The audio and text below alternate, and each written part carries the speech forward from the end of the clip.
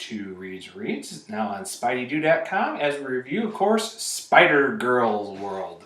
That's right, I'm going to start discussing and everything else needed for the upcoming and everything else about everything that is Spider-Girl and Spider-Girl related.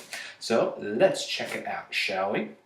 So, anywho, we're going to talk about, of course, What If 109, as well as better known as Spider-Girl number 0, which was written by Tom DeFalco and art by Ron Frenz back in 1998, which was the very first appearance of Spider-Girl. Basically, the story is pretty simple. Instead of Baby May being kidnapped and supposedly killed by Norman Osborn, she was rescued by Kane, the clone of Peter Parker, and actually was raised by Mary Jane and Peter. And what had happened, of course, is there was a final battle between Peter and Norman Osborn, which was actually during the Gathering of the Five, which if anybody remembers correctly during the 99 storyline, which of course led to Peter losing his leg as well as the death of Norman Osborn, which I'll get more to in a future review when I actually discuss all that. But basically what had happened was, and everything is basically flash forward to the future where May is now 16 years old playing for the basketball team. And of course, as we all know, she ends up having her powers come active right there. And at the exact same time, Liz Allen, now known as Liz Nelson, because she's married Franklin Nelson from Daredevil, which of course just before the end of the conclusion to the original Clone Saga, they were actually dating. Here,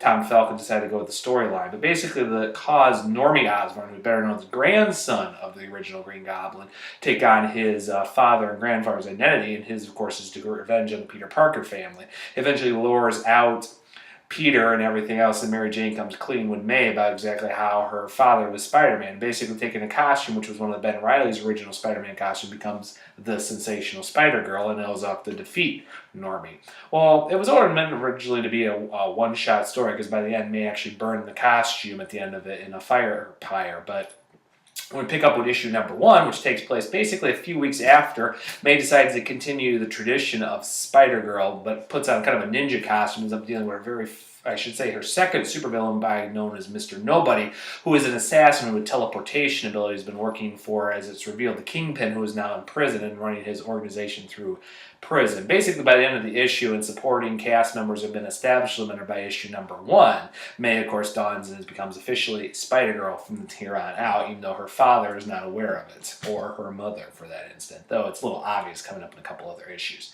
Either way, both issues, especially 109, What If, actually are fantastically written and drawn, and actually really established real well, because if everybody remembers in the late 90s when Tom DeFalco was working on Amazing Spider-Man, his stories were a little lackluster, not too great. Some were editorial decisions, others were just storylines that never developed. And actually, we'll get that to a future review coming up in issue 8 and 9 of Spider-Girl.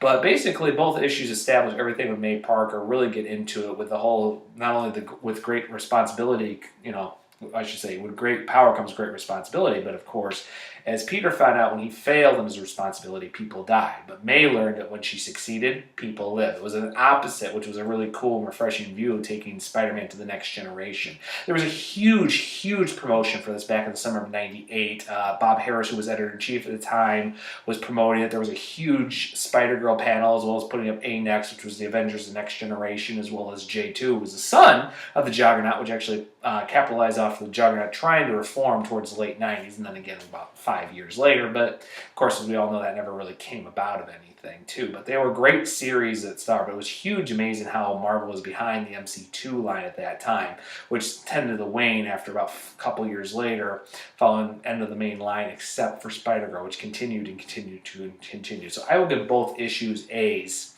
I can't give them A pluses because they were a new concept, and of course at that time they were only considered one-shots, even though issue number 1 was considered the ongoing series and set up a lot of plots and everything else. There was more character development with the supporting cast coming with issues 2 and 3, but we'll get to those in a future review. So for Spider-Girl's World, I, Ryan Reed, will say thank you very much, and please check out Spider-Girl's Digest, which incorporates issues 1 through 6, including issue 0, better known as What If 109 from 1998.